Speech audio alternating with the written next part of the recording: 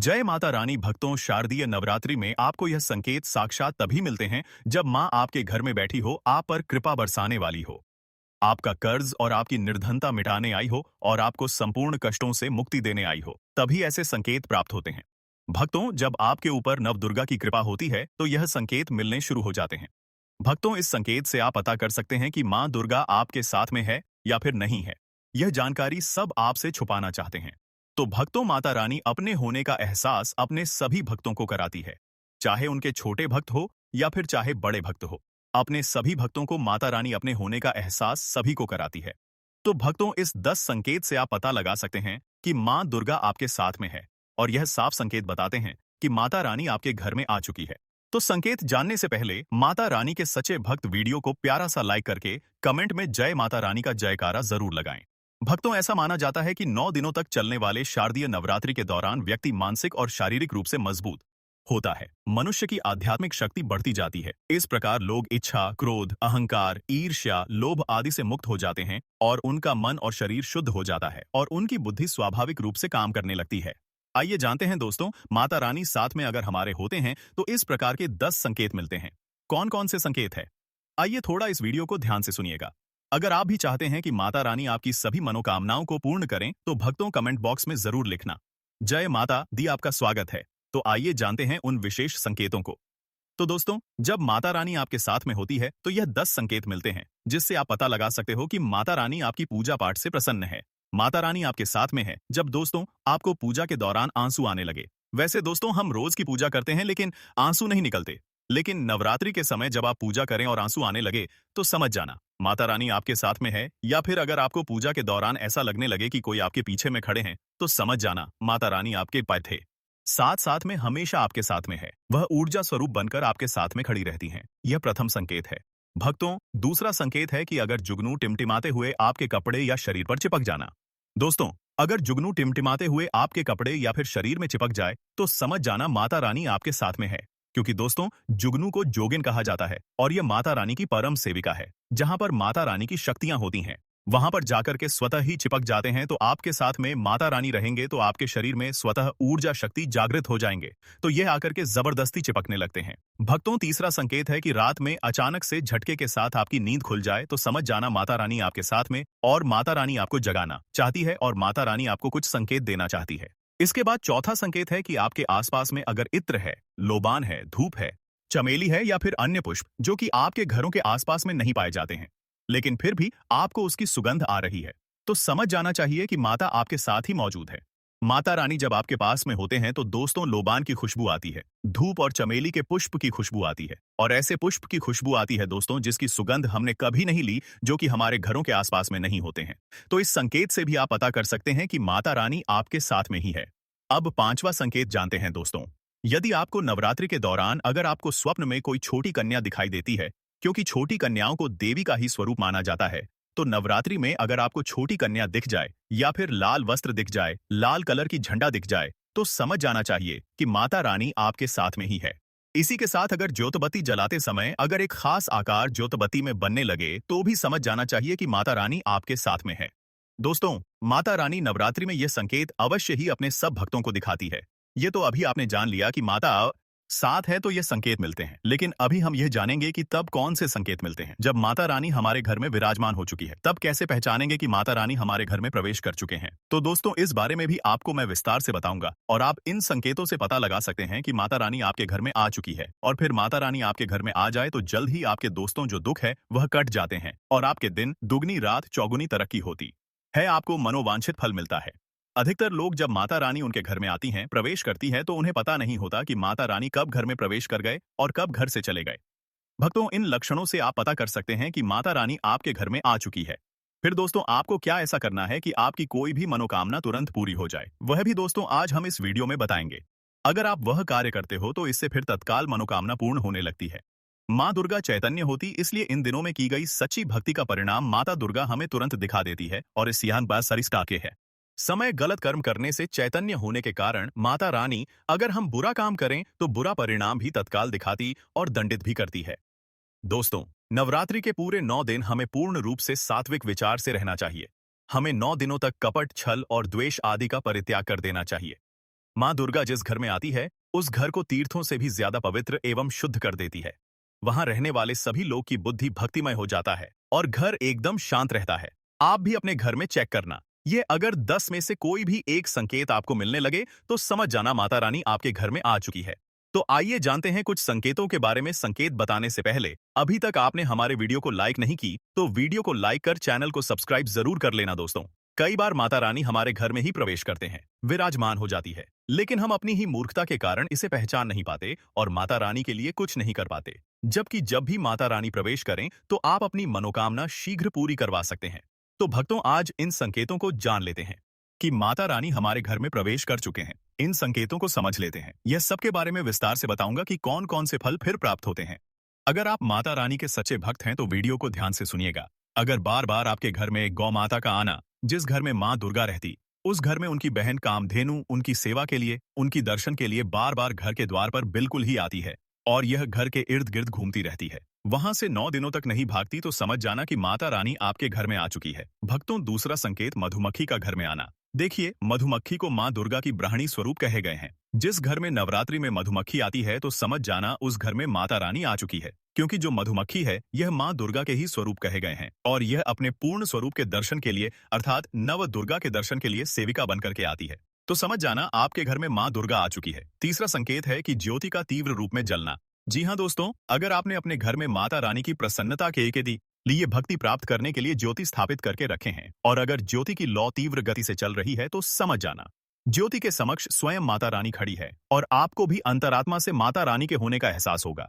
तो इस संकेत से भी पता कर सकते हैं कि माता रानी आपके घर में आ चुकी है, क्योंकि दोस्तों जब भी ज्योति की लौ प्रचंड रूप से जलने लगे तो वह इसीलिए जलती थी है क्योंकि दोस्तों माता रानी और उनकी ऊर्जा से ज्योति लौ बढ़ जाती है। और भक्तों, अगर नवरात्रि में दीपक की बत्ती में फूल का बनना, अगर आपकी दीपक की बत्ती में अचानक से फूल बनने लगे तो समझ जाना नव दुर्गा माता आपके ऊपर बहुत प्रसन्न है, आपके ऊपर महत्वपूर्ण रूप से कृपा बरसा रही है और माता रानी आपके घर में आ चुकी है।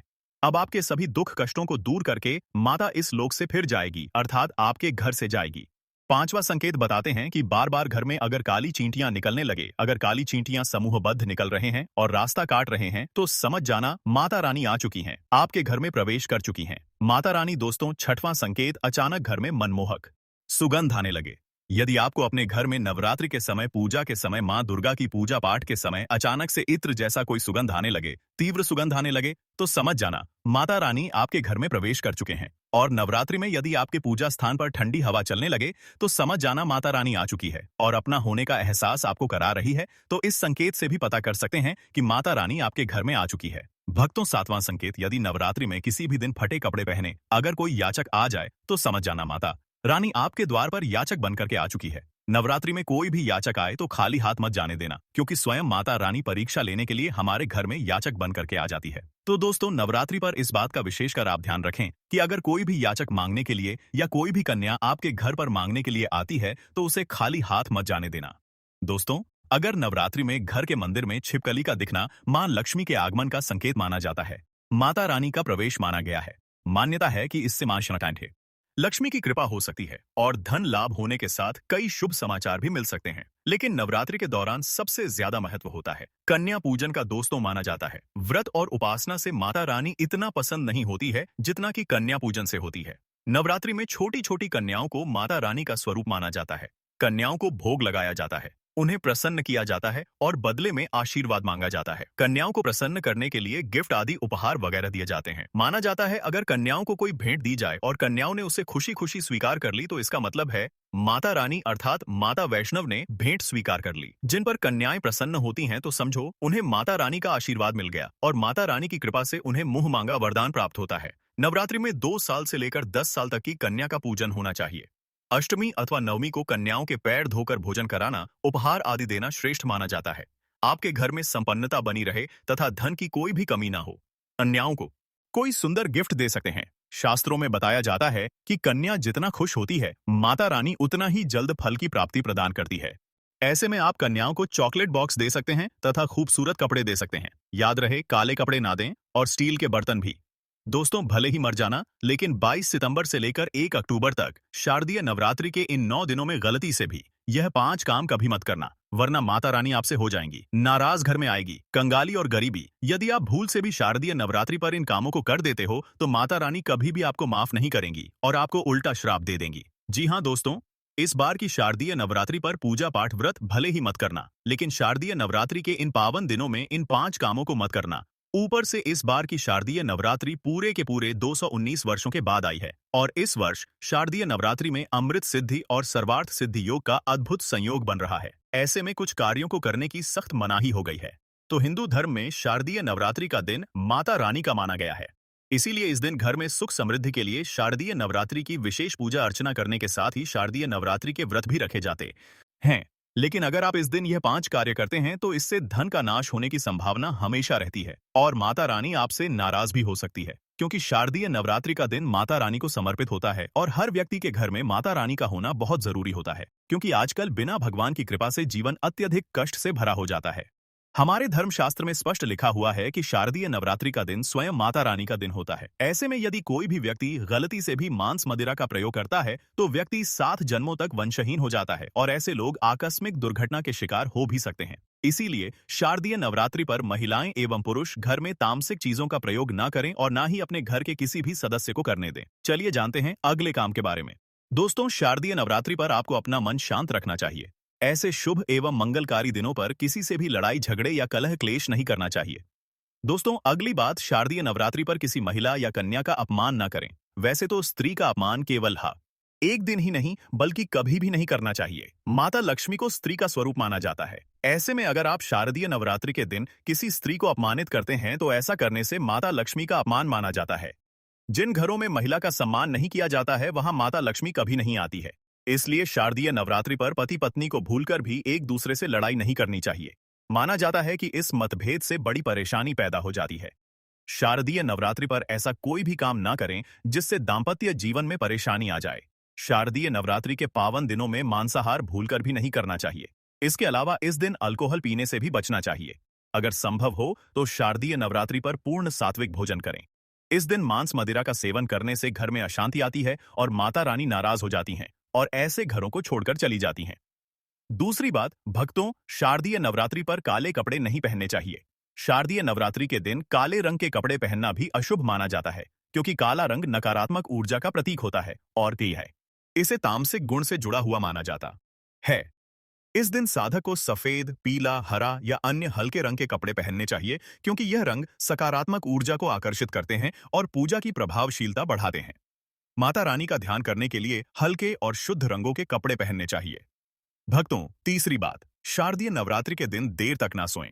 शारदीय नवरात्रि के दिन देर से सोना और देर से उठना शुभ नहीं माना जाता। यह दिन विशेष रूप से जागरण और तपस्या का दिन है। इस दिन भक्तों को रात्रि को जागकर माता रानी की पूजा करनी चाहिए और अपने मन और शरीर को शुद्ध करना चाहिए। देर से सोने से शरीर में आलस्य आ सकता है और पूजा की सही विधि से ध्यान नहीं लग पाता। इसलिए इस दिन प्रातः जल्दी उठकर स्नान करके पूजा की शुरुआत करनी चाहिए। चौथी बात, भक्तों, शारदीय नवरात्रि पर बाल और नाखून काटने से बचें। शारदीय नवरात्रि पर बाल और नाखून काटना भी अशुभ माना जाता है। यह दिन पवित्रता और तपस्या का होता है और शरीर को अपवित्र करना इस दिन के उद्देश्य के विपरीत है। धर्मशास्त्र के अनुसार इस दिन शरीर के किसी भी अंग की सफाई या कटाई से बचना चाहिए। क्या है दिन ध्यान, साधना और माता रानी के प्रति निष्ठा का होता है, इसलिए इस दिन इन कार्यों से दूर रहना चाहिए। दोस्तों, गुरुजी कहते हैं कि नवरात्रि के दिन दान पुण्य करना अच्छा माना जाता है, लेकिन इस दिन कुछ चीजों का दान करना शुभ नहीं माना जाता। नवरात्रि के इन 9 दिनों में किसी भी व्यक्ति को सरसों के तेल का दान नहीं करना चाहिए। माना जाता है कि सरसों तेल का दान करने से शनि ग्रह कमजोर होता है। इससे आपके भौतिक सुख में कमी आती है और साथ ही लोहा या लोहे से निर्मित वस्तु भी किसी को नहीं देना चाहिए। दोस्तों, अगला तामसिक चीज जैसे कि प्याज, लहसुन का दान आपको इन दिनों भूलकर भी नहीं करना चाहिए। इससे आपकी कुंडली में माता, लक्ष्मी और शुक्र ग्रह का भाव कमजोर हो जाता है।